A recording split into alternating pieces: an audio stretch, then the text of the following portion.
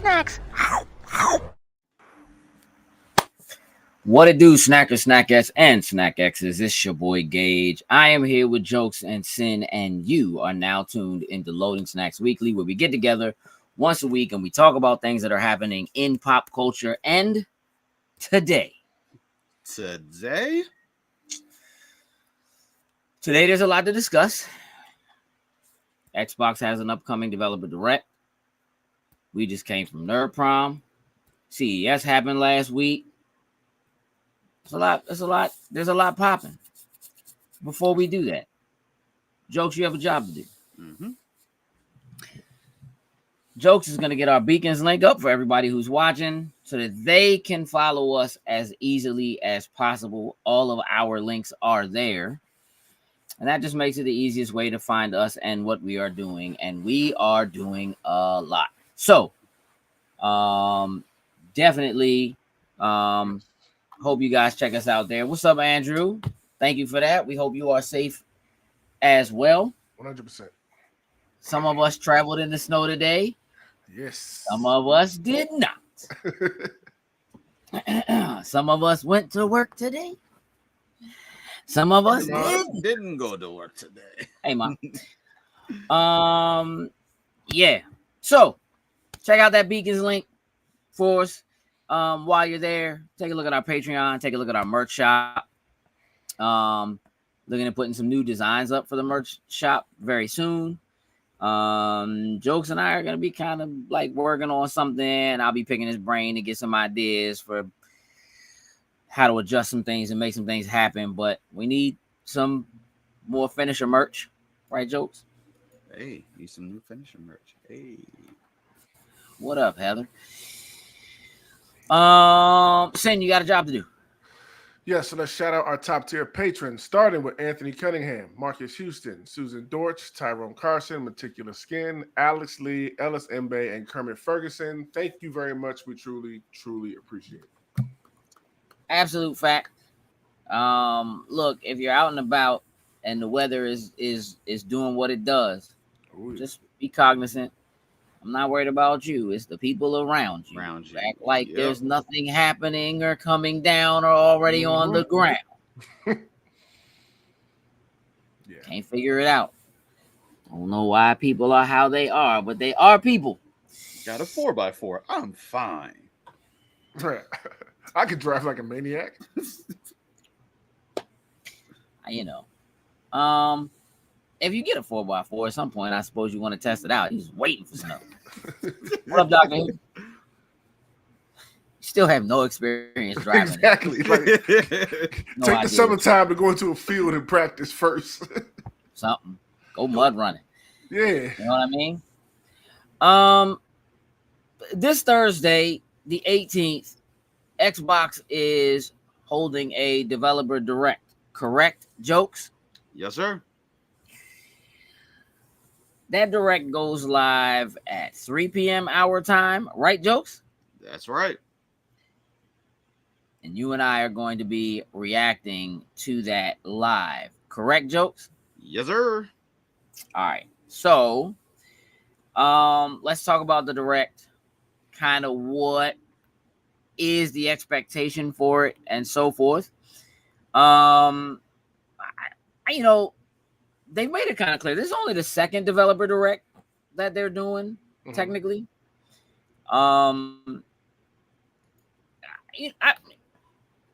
little bit more of like a deep dive. Hey, technically, it could write itself nowadays with technology in the way that it is. It may just not be to your liking, though. What up, Larry? What up, Larry? Happy New Year, Larry. You know what?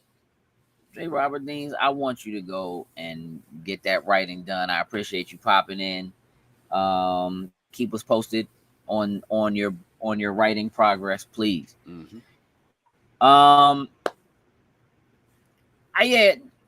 Send developer directs versus what we have traditionally seen.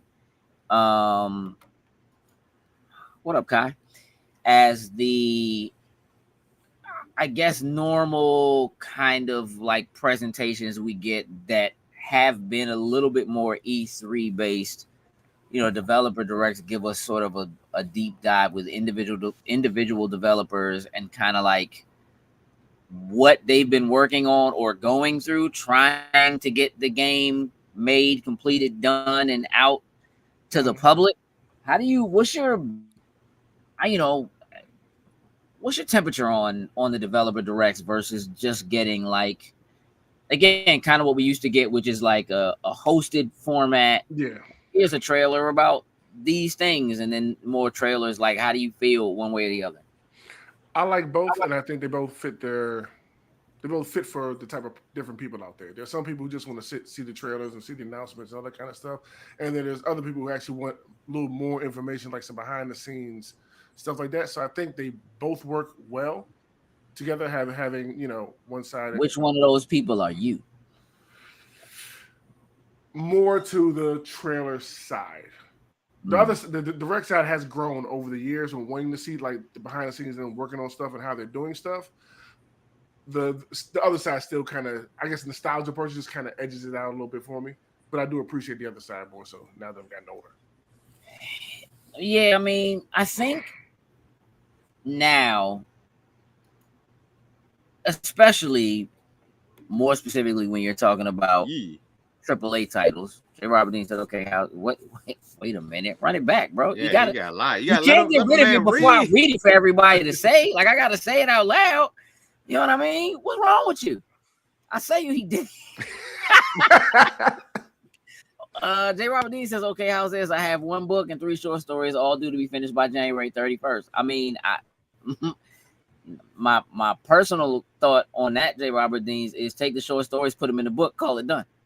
You know what I'm saying? Just put the 3 short stories in one book, and then you got a book. You only have one product. Gotta have all the products together. Nah, it sounds like you got a lot to do. So you get back to it because there's not a lot of time to make that happen. Again, I have all the confidence in the world you'll get it done, man. Best of luck. Again, let us know when you get done. So it seems to me now that like development just takes so long and stuff gets announced so far ahead, right? Like 100%. AAA game, yes.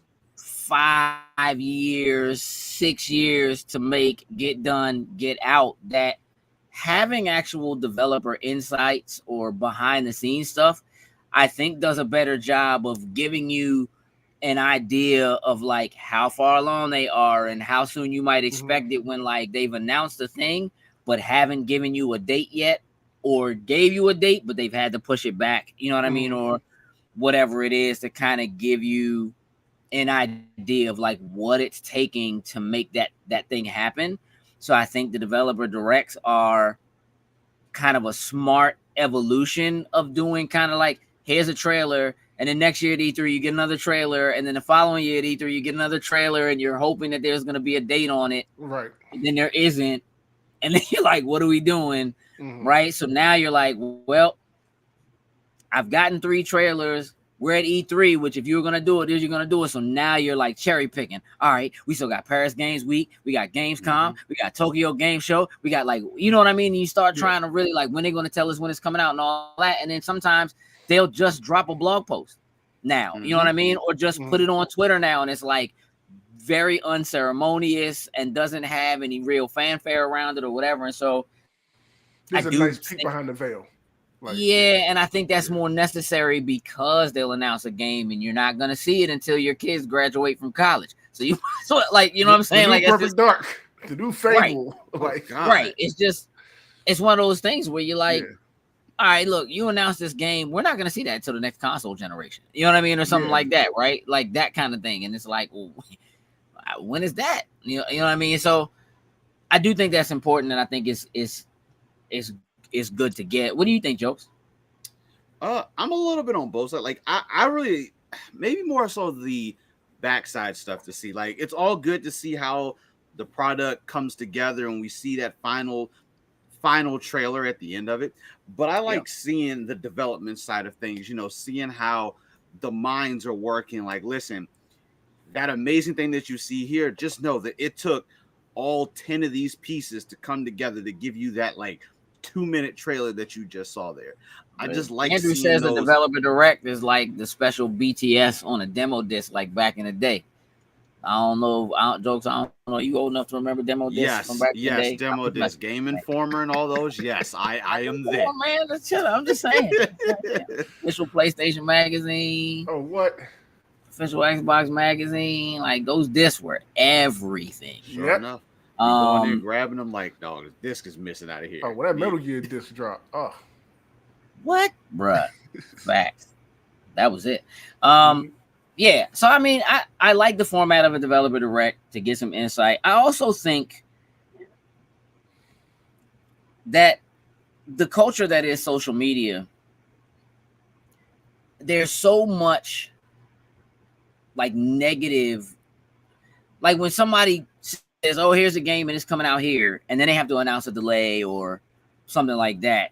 The way that like X or Twitter or whatever, Instagram, the way they handle those things where people are just like telling developers, I'll kill you, I'll come to your house and da-da-da-da, and we should, the way that people act, like I think that developer directs help to humanize the product, right? To help remind people that there are people that are working on this thing that you want so bad as a person, but there are people with lives and children and homes and, you know, whatever else that's happening that like during the development of these things, if you actually play a game to completion, which most people don't, right, and go through the credits, you'll see a dedication to somebody that passed away while they were working on it, or, you know, things like that. Like there are real people behind it, and I think that helps to humanize it and maybe bring some of that down a little bit, but it also does that thing of introducing a certain level of celebrity to people that makes people feel like they know someone when they really don't, and feel like they have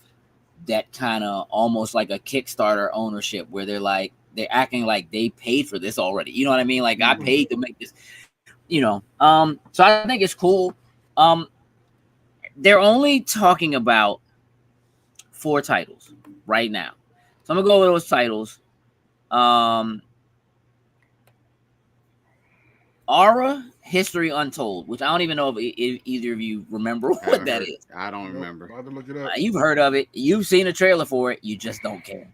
That is by Oxide Games, and it's like a Civilization kind of game. So top down, city building, that kind of. So Senua's Saga Hellblade 2.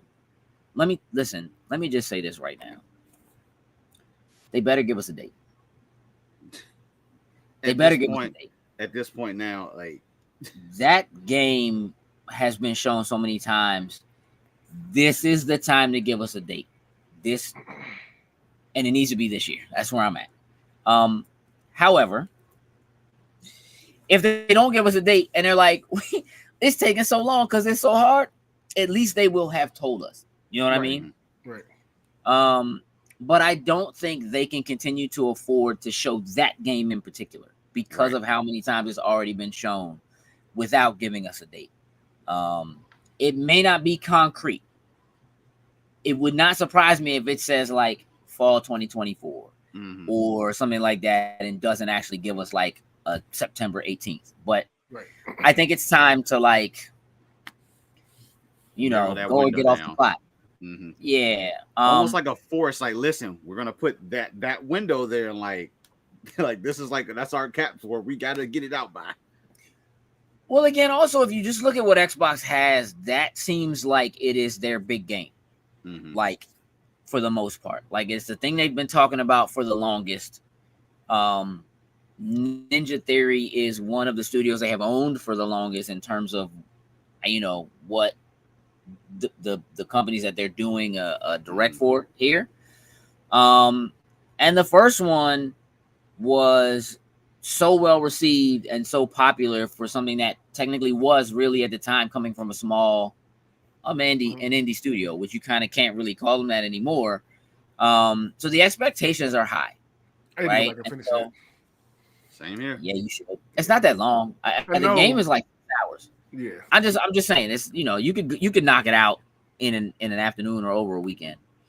So the other games that are coming are Avowed, which they have shown twice. The first time they showed it, it was just like a CG trailer, and then the second time they showed it, it looked nothing like the first time they showed it.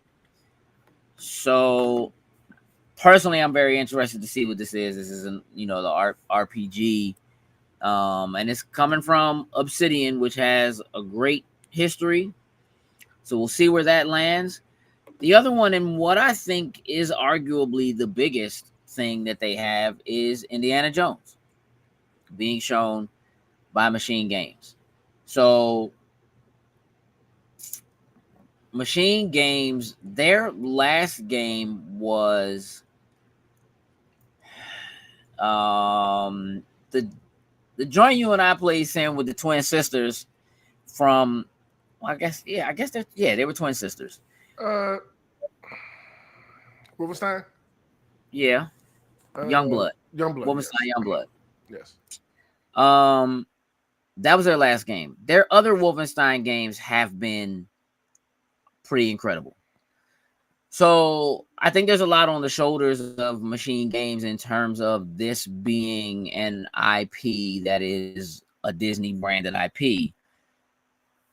My question is, for a company that has everything else that we've played from them has been a first-person shooter, what are your expectations for an Indiana Jones game from Machine Games? Sin.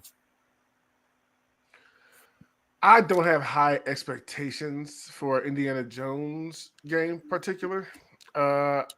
Sure. Do you think it's going to be first person? You know what?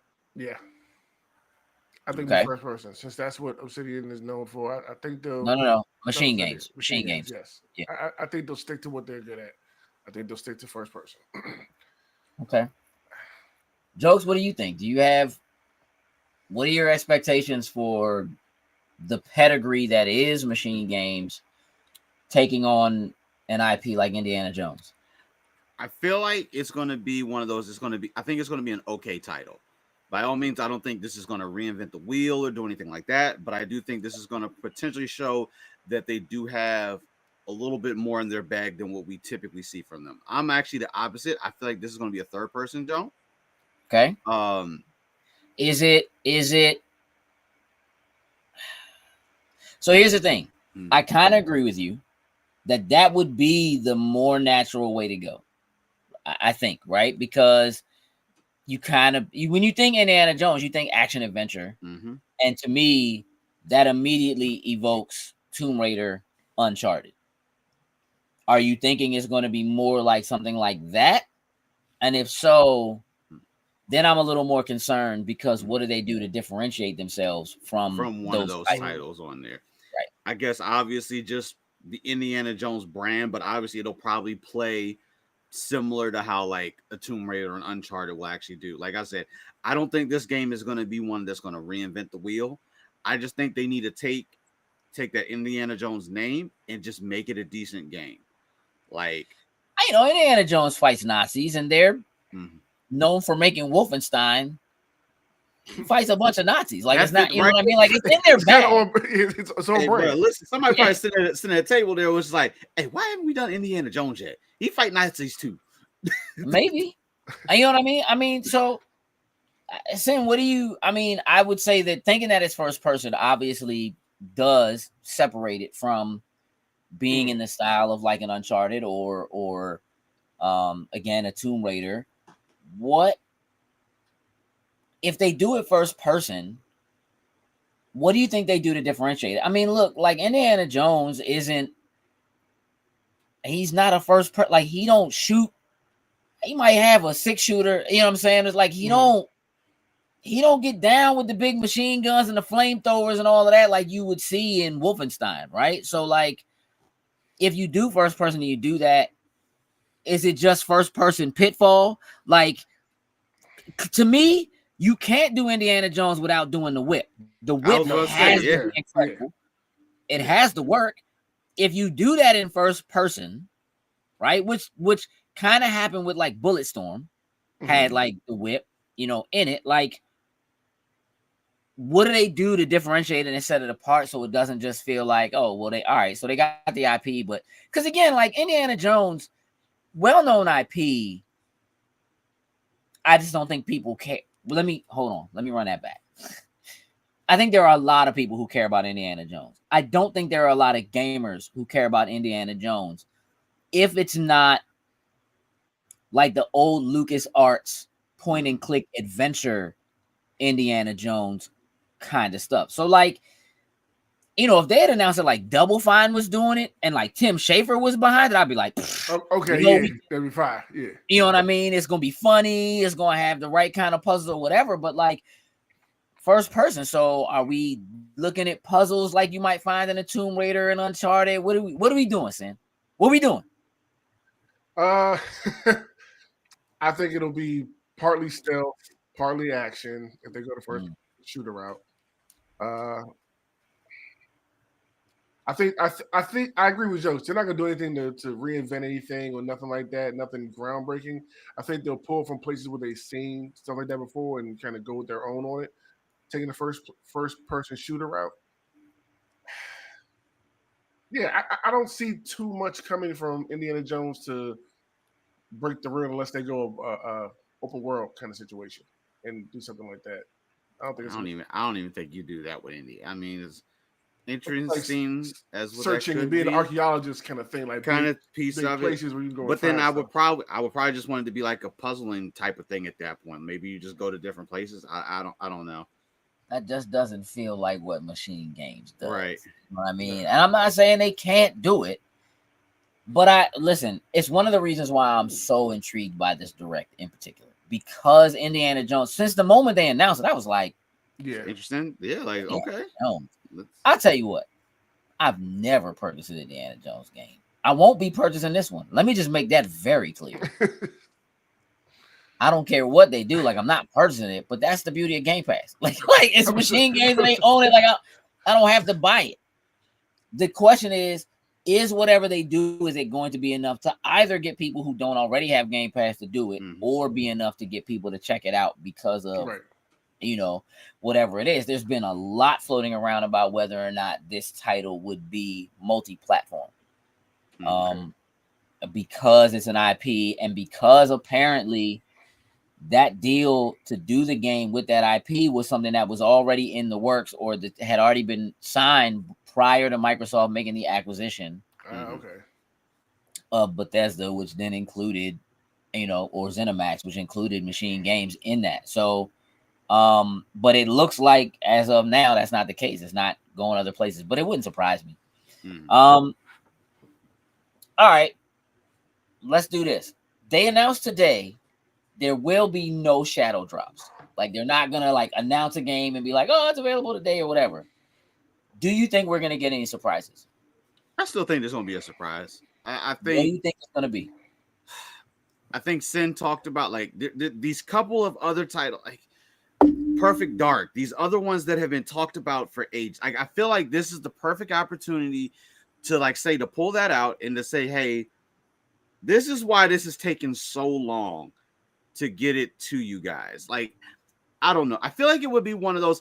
I don't want to say a disservice if they announce, you know, something brand new when we know these other ones are just still out there like that. But it wouldn't surprise me though if it ended up being something else like that. Because like there's been rumors swirling that there was going to be like some big title that was going to show up that's going to like shake the internet or whatever. And I don't really believe that. Like I didn't see that. I've seen it. I've seen it a couple of times, and they're just like the few that I've read it from. They're like they don't want to say what the name of it is, and I'm just like, you just sound like you're full of it right now and doing this. But it's like we don't want to say what the name of it, but who knows? But I do think there will be a surprise. I do think they will surprise us with something. Saying, is there going to be a surprise? No surprises. I mean, clearly there's not going to be a shadow drop, right? But like no surprises. If the 4 games they said are going to be there, that's it. If it's going to be one small thing, if there is a surprise, but I think they're going to give the time, probably like 30 minutes on the clock for all of them. I will say, and that'll be that.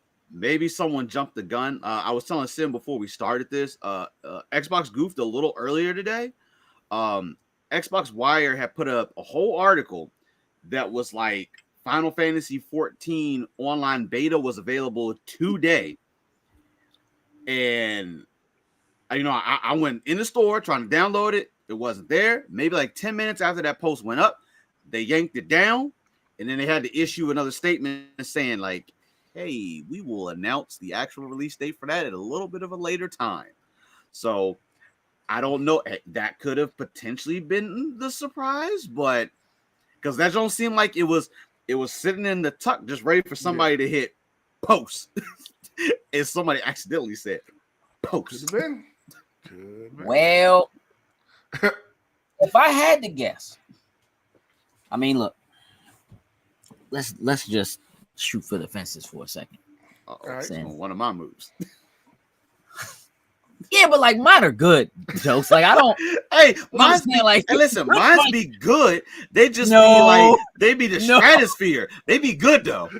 How they be good in the stratosphere, bro? Hey, listen, I'm multiversing it out here. Some universe this is gonna happen. Space, no oxygen, no air. Sin. Yeah. Let's watch something real quick. Okay. Hey! Oh my God!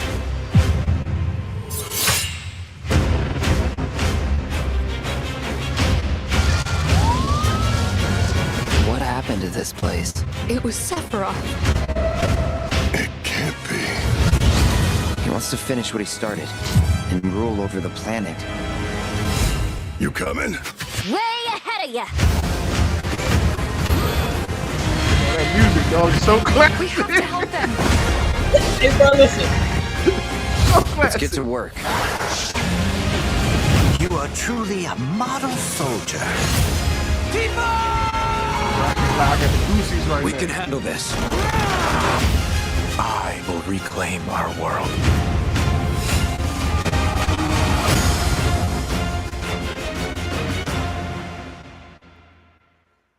You know, I needs it, bro. I ain't gonna lie. I needs it, bro. what's up, Jason? Yo, How you been, man? Oh, I needs it. I gotta start. let me I gotta tell you start the something. last one now. Start Oh, remaking you it. hadn't even started the first Nah. show? Nah. Listen, what if What if? at What the if? direct on Thursday they like Final Fantasy VII Remake finally coming to Game Pass, available on Xbox. Get it right now. I would love for them to do that. Love it. I would love it. That's the only I've stopped to go back to play New Game Plus just for the fact that I've been waiting for it to come back to the box, and I was gonna play it through there so I could get achievements and then maybe go back and do it. But Jason says, while I love Final Fantasy VII and this looks awesome, I'm actually disappointed that the only way we get a good story is to remake. I mean,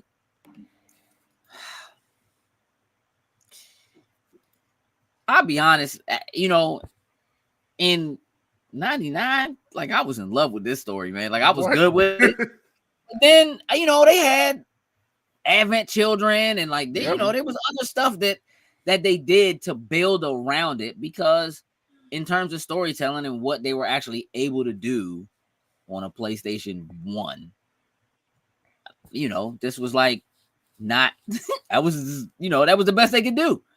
Right. So, why you been waiting? The last one didn't do it for us.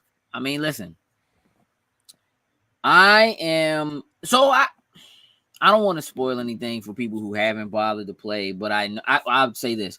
I do recognize that the remake is a retelling and technically a new version of this story. It is not the same story as the story from the original game, which is very different from every other like we live in a remake world right now. Like that is just how they do things these days. Believe it or not, when you told me that the other day that this one was, you let me know like this is a remake. It's not like the exact same thing that we played back in the day.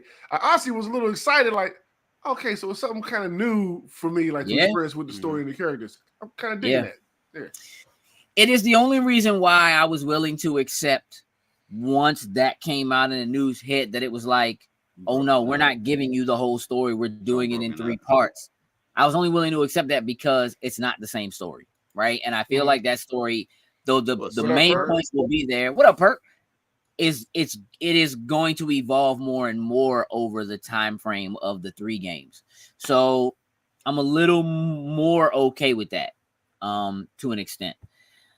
I mean, look, I'm amped for Rebirth because it looks so, you know what I mean? And, you know, look, as sad as it seems, it kind of only makes sense for it to be like they're getting ready to drop the new game, and now Xbox finally has access to the first one. That's just kind of how you know what I mean, how the cookie's been crumbling. But but either way, hey, listen, bring in some more people that either same thing. It took Final Fantasy forever to finally come to the box, and then once it came over to the box, it came in full force. So. Yeah, I mean, look, there were Final Fantasies on there on the 360. I mean, 13, all of the 13s. I'm talking about before they even did it at that point in time. Before 13 was like the first one to hit. I mean, 11 did come. I think you could be right. It's possible that 14, the beta for 14 shows up. They had announced that 14 was going to be coming to the box probably in like February. Yeah, so we're right there. It'd have been a nice little early drop. Just somebody post too early. I hit that button a little early. There is a tomorrow. Oh, it might have been today. There was like the final update for 14, like the large update for PC hit today. And so I saw some speculation that like that might have been something that they thought was coinciding with that is the big drop that was supposed to be today, and they hit the wrong thing or whatever. A Xenogears remake. Let me tell you right now, I don't think Xenogears is popular enough to get a remake. And I'm gonna say that like as frankly as possible, because I think Square is in trouble. If it wasn't for Final Fantasy VII Remake, I don't even think we would have Square anymore, to be honest, which is also part of why I think they ended up doing the deal with Xbox and bringing all those old games to Game Pass just to kind of get people in and see if they get extra money, or because Microsoft was willing to give them the chips up front to put those games in Game Pass because they hadn't had anything there. Square Enix as a company has struggled so heavily. They have had to get rid of basically all of their Western holdings, right? So Marvel's Avengers, Square Enix, they got rid of that joint. Failed, terribly. Tomb Raider, same company. Like, it had sold in the millions, but you would keep hearing these stories about how Square Enix is like disappointed with how well it did, right? Like it didn't hit their expectations or whatever, right? Hitman had to give that up, sold the IP back to IO Interactive because they just it didn't hit the expectations. Like, I don't know what the expectations are for Square Enix are. Like, I don't know what it is that they think that they're going to see when these games release, but it seems to me that they're expecting the kind of numbers. Kingdom Hearts 4 gonna be it, Perk. People gonna Kingdom Hearts 3 was garbage. Let me get that out there. I'm so far. It was trash. Story. I'm happy for the people who got some more story on it or whatever. But to be honest with you, Kingdom Hearts, for all the people who love it and love all the intricacies of that story and so forth, is so complicated and so difficult that they will never break the barriers necessary to really make money on that franchise because it's too complicated. The only thing truly keeping people invested in that franchise is Disney.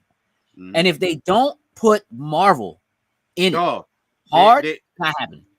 It's a wrap. Like it isn't going to work. Like Kingdom, again, the amount of money that it would cost them and what they have to make sure they're paying Disney for the IP to use Disney. And again, they need Marvel and Star Wars for real. Now, to really do it, they need both of those.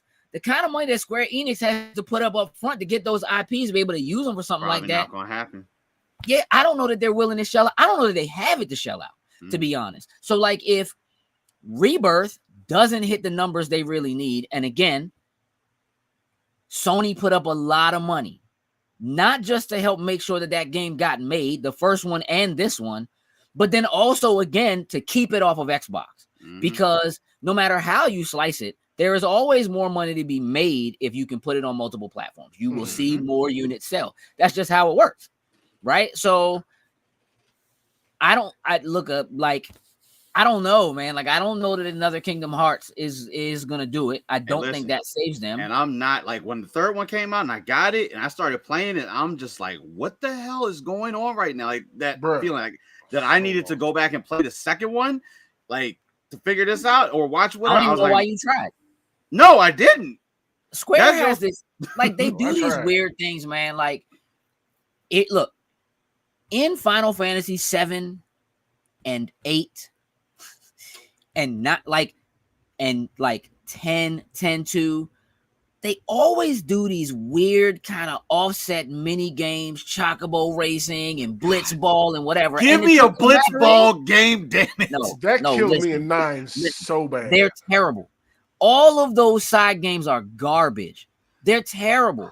They're nowhere near as good as the moment to moment, whether you're doing active time battle or just regular turn based or whatever. Like, all of the time, effort, money, and so forth that is spent having somebody basically create an additional game inside of a game, to me, most of the time is money wasted. I like the idea that, like, there's this whole thing where you go here and now you got to do these. You don't have to do all the races. You don't have to get the black chocobo. Like, you don't have to raise them and do the farming and all that. Like, you can, but they're not done well when they are in them. They feel like they came from some other game and they're shoehorned in. And that's a lot of money wasted to me. And they do the same thing. Like, Kingdom Hearts, like, flying that ship through space, that is the worst. Yeah. Get that gummy, get it out of here. It's the worst. It's terrible. And it breaks the immersion. It breaks the moment to moment gameplay, and a lot of time it actually breaks up the story. You know what so like those kinds of things that, like, from an idea standpoint aren't bad, but from an execution standpoint are bad. They're bad. They're not good. They shouldn't be there. And they waste a lot of money doing those things. My personal opinion is that Square Enix really needs to focus on doing a remake. If they're going to do a Kingdom Hearts anything next, it should be a remake of the first 2 games put together. And it doesn't have to be like crazy Resident Evil 2 remake style, but up-res it, make it look good. Because right now, I think the best things they got going are like Octopath Traveler, which, like, sells, but that isn't like coming out. Was it Eldian Chronicles or something like that? Oh yeah. It's not crazy numbers. You know what I mean? Can they sustain themselves doing it? Sure, if they kind of stay in that route. They make a lot of money in Final Fantasy mobile games. There's probably more money coming into Square Enix from their mobile games than anywhere else. If they were smart, they would do a Kingdom Hearts mobile game. And they would nickel and dime the bejesus out of all y'all who love it to pieces. And if they partner with Disney to do that, you get so-and-so character, and now you can put this. I'm talking about dollars. And don't make it a card game. Oh my gosh. Yeah, what? Just what? The packs? Just rolling in. Yep. Just rolling, like, I'm talking about, like, the cards are different keyblades, and the different keyblades do different things. Yep. They'll eat, like, people would eat it up. But I don't know, man. Like, I think I think Square Enix is in a much worse position than they were even a couple of years ago, where they were willing to actually do their own show at E3 live and, like, have people there and, like, try to come out and explain what Avengers is going to be. And they couldn't even really tell you, like, what, you know what I mean? Like, what that joint was going to be. And then they have to shut it down. So I don't know. I don't think that's the way. I don't think that's what's going to happen, but we'll find out. And we'll see what's up with the Direct. Again, we're going to react live to the Xbox Developer Direct, 3 p.m. There is, prior to that Direct, at 12 o'clock, they're doing a Direct for Diablo 4 to explain the new season, what the updates are going to be, and all that kind of stuff. So that's happening first. Then at 3 o'clock, there's a Developer Direct. And then following that, there's an Elder Scrolls Online Direct. We're not doing all that. We're going to make it clear we're not doing all that. We can talk about it next week. We're not doing all that. You know why? Because when we get done reacting to that, and we got to go to MagFest. We got to go to MagFest. And that's the plan. So, so we're going to do that. But speaking of conventions, CES was last week. I love CES every year. I get so excited over stuff that they show that we never gonna get. I'll be excited. I'm so excited. I mean, I like the stuff that we do get, you know what I mean, or whatever. Like, it's cool to see. But seeing what's down the pipeline, you know. Yeah, like for real, like a lot of times it's just seeing what technology they're working on and developing. What they prototype and put in front of you may be a thing you never see, but you see it somewhere. You see it show up in something or whatever. Was there anything that y'all saw that stood out to you from CES specifically? The TV. But that was like what TV? There's a bunch of TVs. the clear TV, the see-through. Oh, TV. the LG clear fish tank TV. Yes. 77-inch joint. Yes. They said that's real and that's coming out though. I can believe that They one. said that's coming out this year. They just didn't say how much it's going to be. And let me tell you, it's going to be a stack. Oh, nah. That's going to be a few stacks. couple line stacks. Your tax returns ain't going to cover that thing, bro. Let me tell you something. Maybe a few years worth, depending on what you. But look, the thing about that is that the tech that is allowing for like microdot LEDs to be on a transparent screen are becoming more and more normal, more and more regular. And so what that means is you're going to see that integrated into your windshields in the cars sooner than later, right?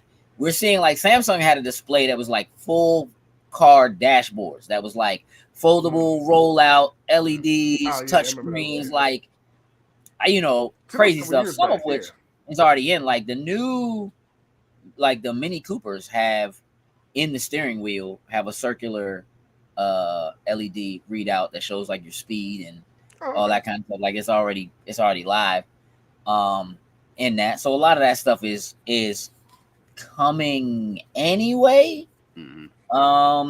I saw like some dope instant ice cream makers that were pretty cool, but they're not really supposed to be for home. They're supposed to be for like commercial type, like gas stations and like you know what I mean. Like you basically will go and like buy a can, put the can in the machine, and it instantly like freezes it, turns it into ice cream or whatever you eat. That kind of stuff. Jokes, did you see anything? Did you like check out CES at all? Just small stuff, but more or less the stuff that we know that's like actually a thing. Like Intel's like the later processors now, like how like the newest ones are going to like incorporate AI type of stuff into the way that it'll be able to incorporate into the OS and all that type of stuff. Razer and was that Dolce and Gabbana teaming up to make the chair with all the LED lights, and like it's cool as it was, I'm not going to spend that chair's probably like $2,000 for no damn reason. I'm sure it's more than that. But I mean, I was looking at more of those things that are really coming. The like video cards, obviously, the 40 series is about to have the supers come out, which means the 50s are pretty much going to be on the horizon, like those type of things. Yeah, they probably honestly the most interesting thing I saw come out of there is something called the Rabbit R1. Does that sound familiar? I might have seen a video. I just can't remember what it is, but the Rabbit R1 just sounds familiar. So it's a little. I probably should have pulled a picture, but whatever. It is a little orange. Okay, I know you're talking about box, right? Did you watch the trailer or see anything about it? I saw. I'm trying to remember exactly what the device is, but I did see that trailer. That's why I kind of remember it. I just can't remember exactly what it was. It basically just has a black LCD screen. It's a little pocket joint with a rotating camera on it, speakers on it, and like a push to talk button on the side. And the idea behind it is that while like there are a lot of AI models that have been around for a long time, like Siri or Google, Cortana, whatever, that like you can press a button on your phone and ask it to do things and stuff like that. That what those use is something called a LLM, which is a large language model.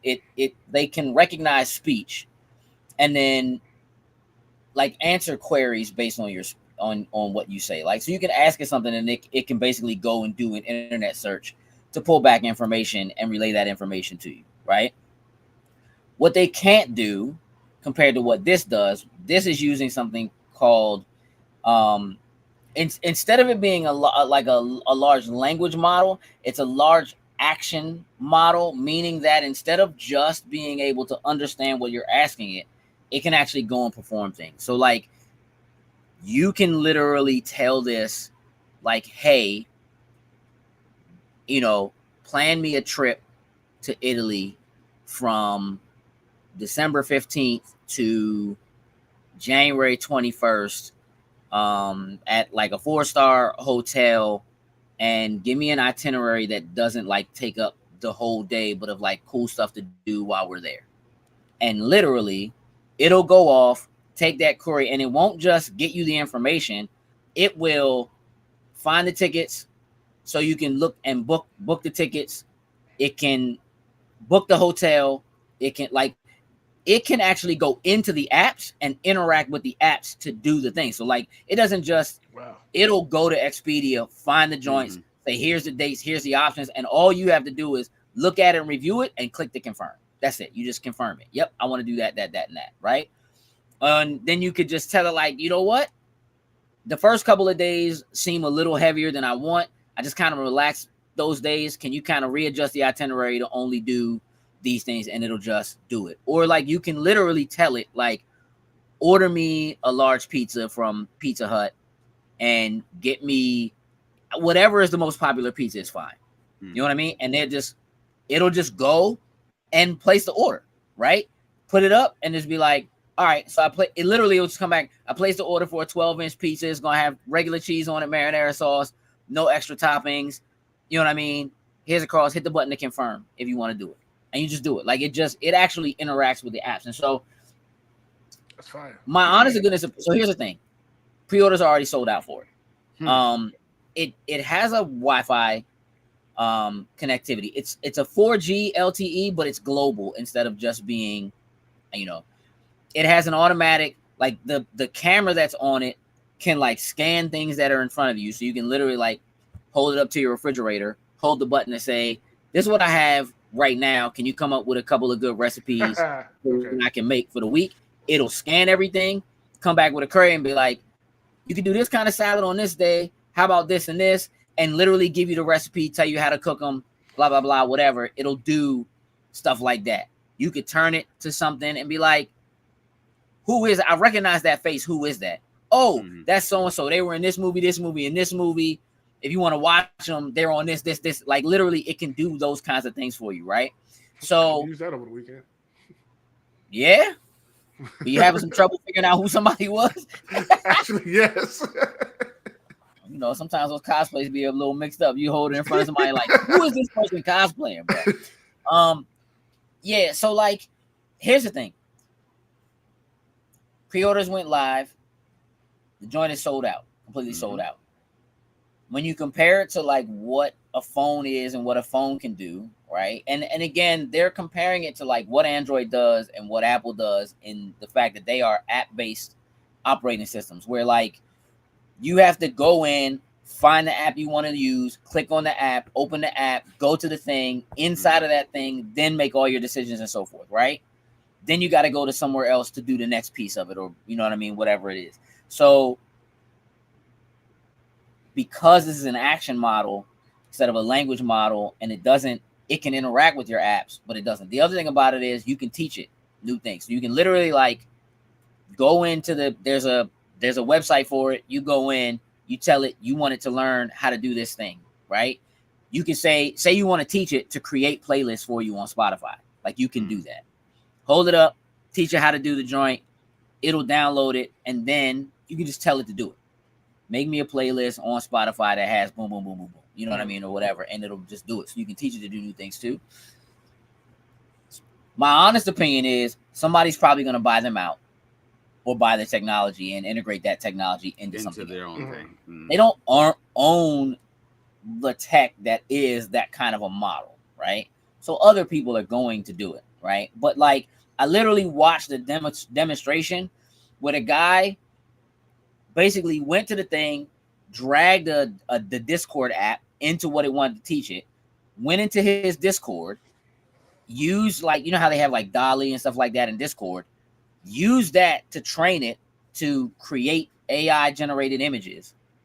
And then once he did it and uploaded it, then he just held the button and was like, make me an image of a rabbit that's looks pixelated and has blah blah blah whatever. And then it just went in and connected to his Discord and just did it. Right? So that kind of a thing. Well, I'm not positive. Did I pre-order it? Maybe.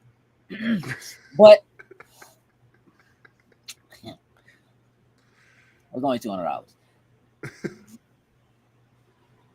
Do I think that it is like going? Is it the second coming? No. Do I think it's gonna last? No. Do I think the tech is where everything else is headed, and that is the tech that's gonna end up in everything else that we use? Yes, I absolutely do. And so that kind of stuff just excites me because I'm just like, all right, I'm tired of doing stuff. I'm tired of clicking joints. I really just want to be like, hey, look, fill out the description for this week's episode of Loading. You know what I mean? Start the show at, you know what I'm saying, at 8:25. It go live at 8:30. It goes live on YouTube, on Twitch, on Facebook, on such, you know what I mean? And just have it do it would be so much easier. That's hilarious. Do I want to walk around with two? Because I'm not giving up my phone. Do I want to walk around with both of them joints in my pocket? Absolutely not. Absolutely not. Which is why I don't think it's gonna work. I don't like. It's not a replacement for your phone. It's easy to put the technology into your watch or your cell phone or something like that. Yeah, correct. It is going to move somewhere, and I honestly think that the truth of the matter is, the pitch they did for it, the amount of money and time they spent doing the development and getting it to work, even having it show up at CES, honest to goodness, not a thing they really wanted to sell to people. But having it sell, look, who knows how many units they actually are making. So like saying it's sold out don't really mean anything. Right. You can make 10. You know what I'm saying? 10. But being able to say it's sold out and look at what it does, look how cool it is, who you think's knocking on their door? Oh, you got Apple Microsoft. already there. And Microsoft. Yeah. Like somebody Amazon. Yep. They like, oh, we need this. Yeah. We can get rid of all these workers in these warehouses, pick it in and unionizing or whatever. Like they knocking on a slim door. So that's really what I think it is. CES for a long time really was just a pitch of like, here's all the people that buy this kind of tech and put it in their stores. Let's show them what tech is coming out so they know how many to order and that kind of thing, right? And now you're in a position where you can speak directly to the people. And so that just, that adjusted. And that's really what I think they were doing. I think that entire joint, this is a pitch. Look what we could do. Look what we already did. You want it, right? So if we want it, they want it, so they'll have it so we, you know what I mean? So we can get it. Yeah. That's realistically what I think it is. So I think that's cool. Other than that, it was some dope TVs. It was some dope TVs, bro. Like, I don't listen. They pushing 8K like we ready. We're not ready. No, we're not ready. No, yeah, there's no content like that yet. We're not ready, bro. But they're pushing it hard. I'm down. Good. I'm down. The content's coming. So. Yeah, I mean, it has to. Yeah, right. Them 8K TV prices to come on down a little bit. Yeah, exactly. Take your time. Take your time. Just take your time because I'm gonna need them prices come on down a little bit. Second One Piece goes into 8K. All right. And listen, the moment they say an episode of One Piece is going to be done at 8K, you're already pulling the trigger. It don't even matter. That is some. Nah. Nope. Shut up, Sam. There was some other cool tech in like screens and stuff like that I think is really going to revolutionize some stuff. Like Sharp had some really, really dope stuff. But to honestly explain to this audience what it means and like how it works and why that's not what this is for. We're not doing that right now. But I'm excited. I don't know the last time I told anybody I was excited about something Sharp was doing. You got a point. Hey, bro, they getting it in though. Let me tell you something. Okay. They getting it in. Like, like Samsung makes like 50% of the screens on the market. Period. Yeah, everybody. Yeah. Yep. Period. Like computer monitors, cell phones, TVs. I don't care whose name is on your TV. Literally, there's a That's 50 a change. Open that Samsung joint up. that's Samsung sticker in there somewhere. Yeah, that's what they do. But Sharp also has a lot of those screens, and I'm telling you right now, what they got, All right, Sharp. it's going down. I mean, they ain't gone. Like, you know, we probably be like, oh, Sharp, don't they make microwaves? Yeah, they do. They made the first microwave. All right, 2 more things, and then let's wrap it up. Cool. Oh, nah, you right. The transparent TV is not for the broke boys. Go ahead, trade your car in. I'm gonna tell you why. Because if I had a transparent TV, as ridiculous as it sounds, I want to see how everything looks on that joint. So what I'm gonna do? I'm gonna hook the Wii up to it. The moment somebody let one of them Wii remotes go through that TV, I'm going to jail. I'm going to jail. That's the only correct response. That's the only correct response. I'm going to jail. If you bowl that damn Joy-Con, I'm going to jail. Bro, you have to get like a piece of plexiglass to put in front of the truck. Yep. Man, like I'm not even. It ain't even gonna be a Switch. It's gonna be a Wii. I want to play bowling on that joint. Like I want to see. I want to see what everything look like on the joint. You tell me I can see. I know how I am. Whenever something new comes out, I don't even care that it's like. I want to see what everything looks like. I bought a 4K TV. What I do? Hook up the N64. Let's see. It looks terrible. I want to see though. You know what I mean? We playing Xbox, man. Def Jam, Fight for New York. Let's go. I want to see. Hey, bro. Train tracks. I want to see. So am I modifying my OG Xbox to put an HDMI on it? Yup. Already be done. Yes. Because I almost bought that joint we was talking about, jokes, that you could plug the components into the HDMI. I'm unsatisfied.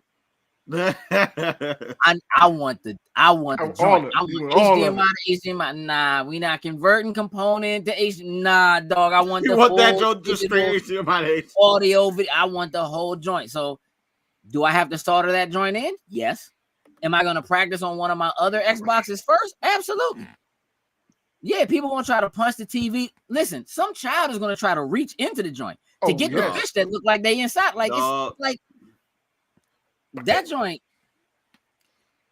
It's gonna be a problem. Mm-hmm. It's gonna be a problem. I'm waiting to hear about the first broke one on the market. Oh yes. I want to hear the tale behind of it is like, I don't know what you really do with that other than put it like in the middle of a room. Yeah, you wouldn't mount that jump like that. On it. Well, it's in like a stand. Like it has like a weird stand that looks like a shelving, like furniture that goes around it and above it. Just look up the LG transparent 77-inch. It'll come up. And it's look up CNET's joint because it's like probably the shortest video that directly shows you and explains what it is. I can shoot you the link. I see it. That joint is small. It has the little black screen. It rolls up behind it or whatever. And the picture quality they tell you is from like one of their TVs from like a year or 2 years ago. It's not even like their highest picture quality, but it's what they could get on the clear. You know what I mean? On that. Yeah. So you just have to have something where like that would be cool to have. Like you know what I mean? Like, well, you know, can we run a VR headset to that joint, have people watching what you're doing in VR, clear through the joint, sure, but then you can't see it. You playing VR, you're like, you know what I mean? Like, but I don't know, man. But it's cool as I don't know what, dog. Like it's just fire. Yeah, it's fire. Yeah. I'm glad I know people who could get it if they want it, and if they get it, I need to over there. I need to come over and see that. Immediately. Agreed. So a couple more things. So people are beginning to complain because their YouTube is like slowing down.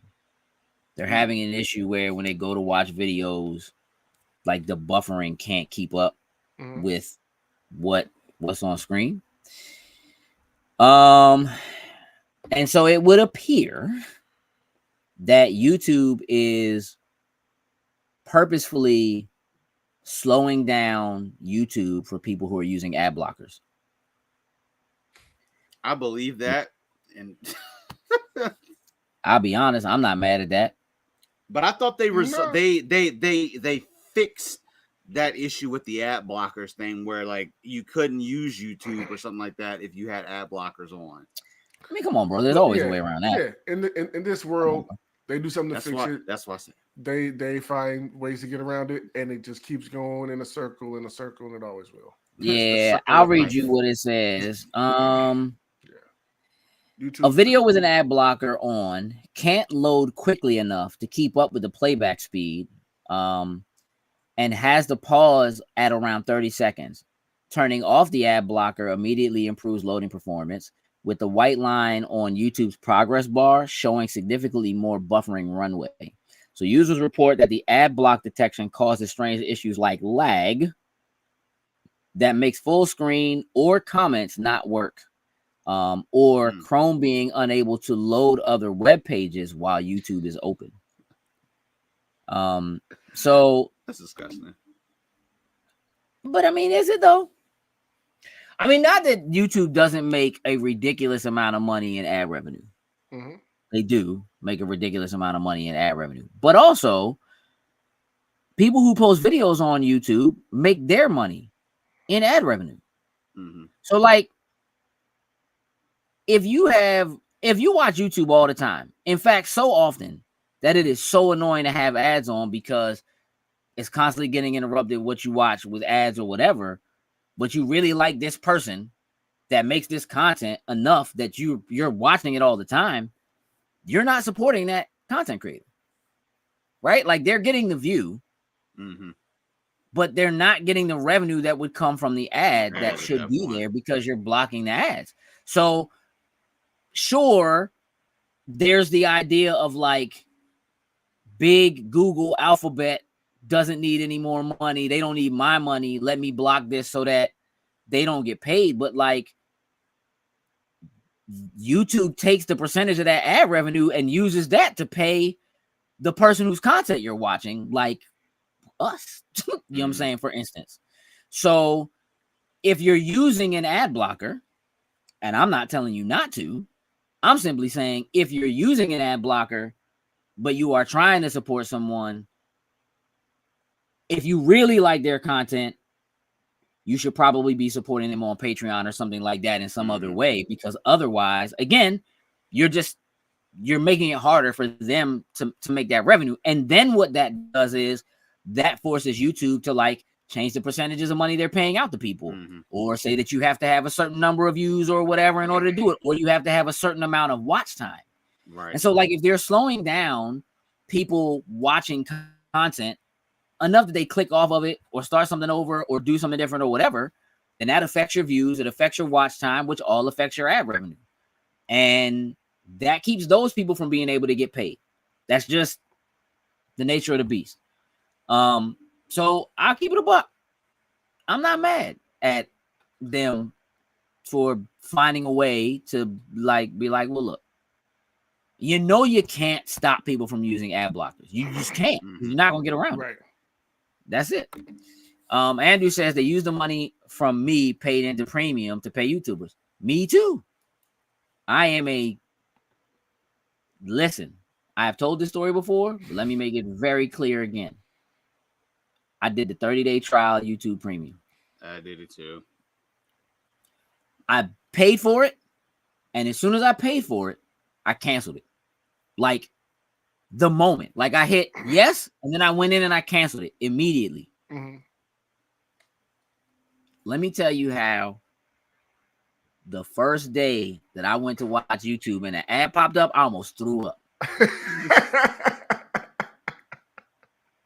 I literally, the ad came and I stopped. I was like, oh no, what is this?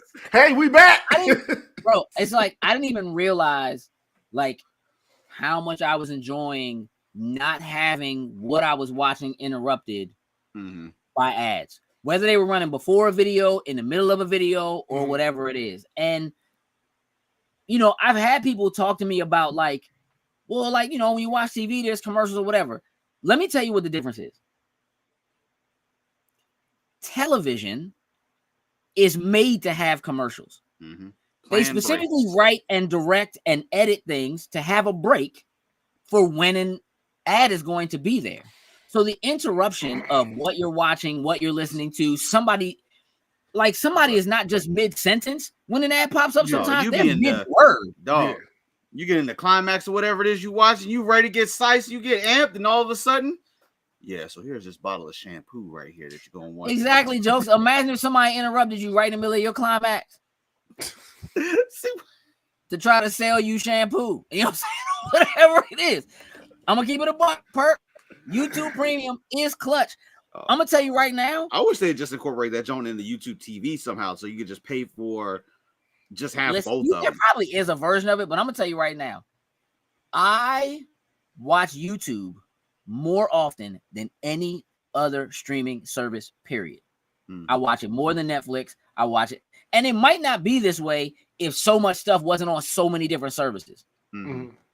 But I watch it more than Disney Plus, more than Netflix, more than Amazon Prime. But like I don't more than Max. Like 90% of the time, I come in the house, turn on the Xbox, click the YouTube app, catch up on what's going on for the day, see what the new pop culture news is, whatever. Perp said there could be a 10-minute video with like 20 ad breaks. No doubt. Like it just, and I'm going to tell you what, I'll never know. And I'm going to never know again. I'm not doing, listen, let me tell you now, from now on. Locked in. At one point, for whatever reason, like the app, so like it was working fine on like my phone, the computer, whatever. But like for some reason, like the app for YouTube on Xbox was not reading my account as premium. Like I was closing it, opening it, whatever. But that is most often how I watch it. Like I'm watching it on the big TV, watching stuff in 4K, you know what I'm saying, or whatever. And again, when you got premium, there's movies and stuff to watch. It's just like it's just there. So like whatever, right? I watched like the first 2 Inuyasha movies. They just there, so I watch. You know what I mean? Like, and let me tell you how I want to throw my Xbox through a clear TV, dog. Like, it was so frustrating. And I'm like, dog, I know I ain't miss a payment. My joint paid up. The joint took the money out of my account. I'm checking everything I can load YouTube on. I'm checking it. I'm signing in. It's working fine. Go to the Xbox for whatever reason, it's not reading my joint as premium, and I'm having a fit because I'm watching ads, and I'm like, I'm not watching these ads. I watch this on the smallest screen I got before I watch these ads on this TV. I'm not doing it. Like I can't do it anymore. So I would give up every other streaming service I had before I give up YouTube Premium. Which is scary because if they just be like $30 a month. Which actually, I have a family package, so I pay so that multiple of us can all have it. Because I keep it a buck. The kids was a little upset that my joint ain't had no ads, and they just had ads. And for a while, I was like, so sad. Finally, I was like, all right, man, they got a family plan. I'm gonna break down, go ahead and get the joint or whatever, right? But you get like 6 users or whatever, and it's like, all right. So it just, I can't. I'm not going away from it. So do what you gotta do, man. Slow them other people down with their ad blockers. It's cool. The people I watch, they getting paid because my premium is paid Don't up. Come out like clockwork. That thing paid up, bro. Hey, like, you two, give my man a yearly joint. He'll just give you all the money all at one time. 100%. Listen, again, the same way I do Prime. Like Prime just lets me pay for the year. If I just pay for the year and not have to think about it no more, I would absolutely just be like, whoop, there it is. Like I'm good. You know what I'm saying? Yeah, you like that, Sam? Yes, I heard that. Like that? Tag team back again. Check the record. Hey, let's begin. All right. Last thing I want to talk about, I just want to get some just a Nerd Prom recap. Jokes. Talk to us about Nerd Prom, bro. Good time. As usual, we're on stage doing our thing. People are enjoying what it is they're coming to see. Where karaoke is what people want. So people love to come up there, drink some stuff, and then go up there and sing their hearts out. But otherwise, all around good time. Good folks, good friends that we always see when it comes time for like the transcendent events, events that they put on. But good time. Sam? Solid. Had a good time. Minor hiccups there, but we're professionals. We got it taken care of. Right back to business. Have a hiccup? What you have a hiccup? You had a hiccup? I didn't have a hiccup. Just it was hiccups in general. And then probably hiccup. But no, overall it was a good time. Had a good time. Like I said, karaoke is always big. Everybody loves doing that. But no, I enjoyed it, and look forward to next year when it comes back around. Yeah, there's been some really good pictures coming out from Nerd Prom. I encourage you to go on Instagram, follow at Ohio Steph, STEPH3. She was the photographer who was running around. There was a separate photographer who was doing like they have a photo booth like area set up, people to go do prom pictures and stuff like that. I haven't seen those hit yet, but Ohio Steph's been working. Hey, listen, let me tell y'all something, man. Perk. Hey, Perk.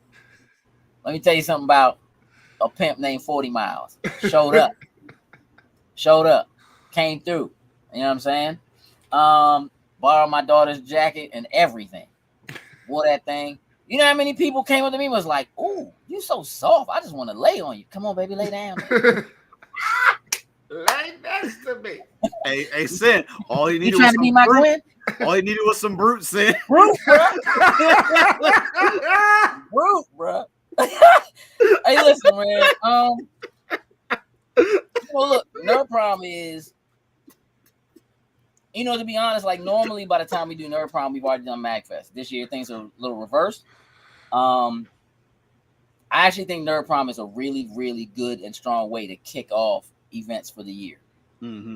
Just to kind of get people together for like the first time of the year to just kind of hang out, listen to music, have some fun, sing some songs, play some games. We play some games. Listen, I want to just tell y'all that I appreciate y'all. And, look, I worked to try to get some games that I thought would work for like a crowd when it's like maybe everybody's not there yet. They're kind of happening kind of early, or whatever. And then I just kind of gave me y'all and was like, go up there and do it. to be honest with y'all, which is like, it's not that hard. We going, we got it.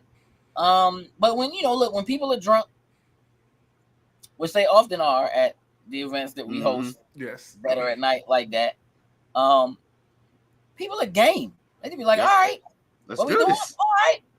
You want us to hop forward, hop back, hop to the side, hop to the right. What's up? Turn to the left. Like they're down. Like they just it's like, again, it's just a good time. Everybody's in a good place, a good frame of mind. And I do really think there were a lot of people I talked to who were like, this is their first one. It's the first time. Not only is it the first time they've come to something like that, but it's the first time they've ever dressed up to go to something like that. And so it's always great to see new people kind of come into the fold, because once you're in. Like it's family. just You're there and you're with us. And so really cool. I had a good time. And I didn't lose my voice, and I usually do, and that is awesome. Because I need that thing for this weekend. This weekend, MagFest, Thursday through Saturday. If you're going to MagFest, you see us, holla at us. Andrew said TNA hard to kill ratings, sending jokes. What's the rating? I give it an 8. It was a solid for Impact, rebranding the TNA, going back to the thing and actually putting on a show. Solid. I think it was a good start for him. Good start for him. For this being my very first TNA thing, not knowing pretty much everybody, well, like two people I knew, really not knowing anybody going in fresh, I give it a 7 as far as a pay-per-view. I thought it definitely got better when we got to the second half. Closer half. Yeah, those latter matches were fire. So, yeah. It was cool getting to see some new people, picking out my favorites and stuff like that. Jokes, are you ready for MagFest? I don't know. I'm always game for MagFest. Waiting to get no. Like I'm ready, but it's they getting there, figuring out exactly what we're going to get into, type of thing. I'm always ready to get in MagFest, and then it's just us getting in there and figure out what is we going to do for it. I'm ready to go have a good time. I have a plan. I always do. See some different stuff. See some of the same like some of the performers that we see every single year. I am definitely looking forward to hearing some of that music come from out of there because it is always fire. Yeah, agree. Sin, you ready? Yeah. I'm looking forward to MacFest. It's always a good time every year catching up with people. The music is fire. Cosplays are fire. It's just party time in there all day and all night. So, All right, listen. Good time. So let us know when Triforce Quartet is about to come on, so we can go You already know. Darren park wherever. They announced their time. Darren announced it. Yeah. Mhm. Let's lie. How long before you think we get our first Colossus War? How long will you be in the building before the first, like one that actually works? That matters. I feel like by the time we get there, I feel like we probably would be in that prime time to get that one good one. Enough people have probably started to trickle in. Some drinking has probably already occurred by then. I think by the time we get there, we'll probably get that first real good one. I'm gonna say 30 minutes from when I get there. 30 minutes from when you get there. Yeah. All right. Yeah, because Jokes didn't answer that question. No, he didn't. Oh, I didn't? Okay, so not at all. Okay. Then I'll say within the first hour of us. The first hour of us being in the Within building. the first hour. Within the first hour. All right. I'm with that. So we got MagFest this weekend. So we have a bunch of content coming from MagFest this weekend. Again, weekly, same time as normal next week. On Monday, we are having our Loading Snacks Movie Club discussion for Jokes. Ready to rumble.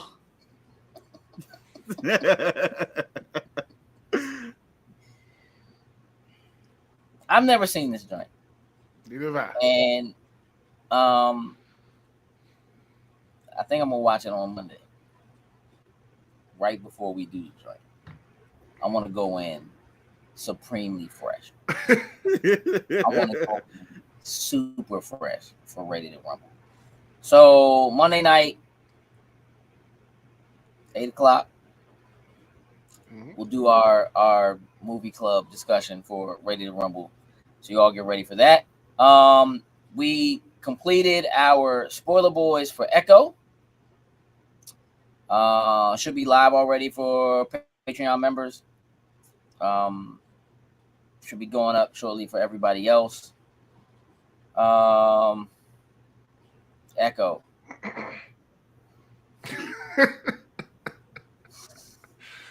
Yeah, y'all need to watch that Spoiler Boys. Yeah. We got some Watch thoughts. that Spoiler Boys. We got some thoughts. Whether you watch Echo or not. Tune in. Yeah, watch that Spoiler Boys or listen to it. You know what I mean? On audio services. You don't always have to watch it. Like you guys can, you can hit Spotify or Apple, whatever, Apple Podcasts, and you just listen to it. If you choose to do it that way, that works too. All right, let's wrap the show up. Jokes, you got a job to do. Mm-hmm. While he's doing that and getting the Beacons link live for everybody, Sin, you have a job to do.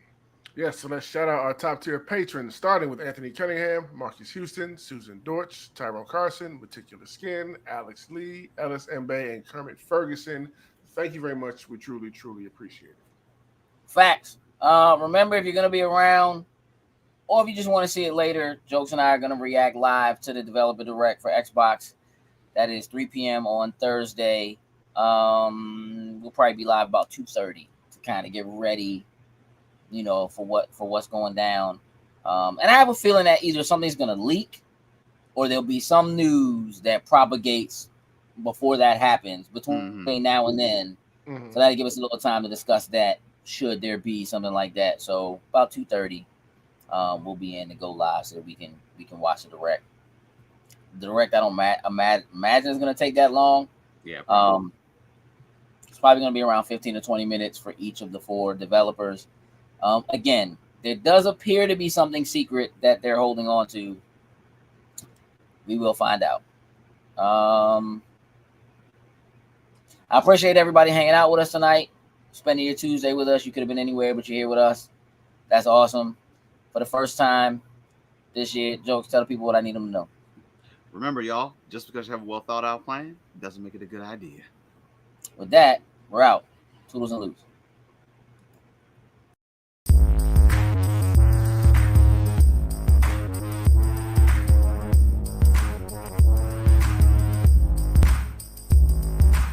floating snacks.